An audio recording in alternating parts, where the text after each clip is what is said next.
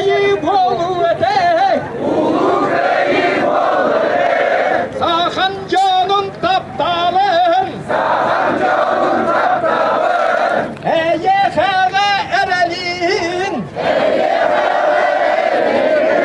Ekker hanlar ingeren. Sürekli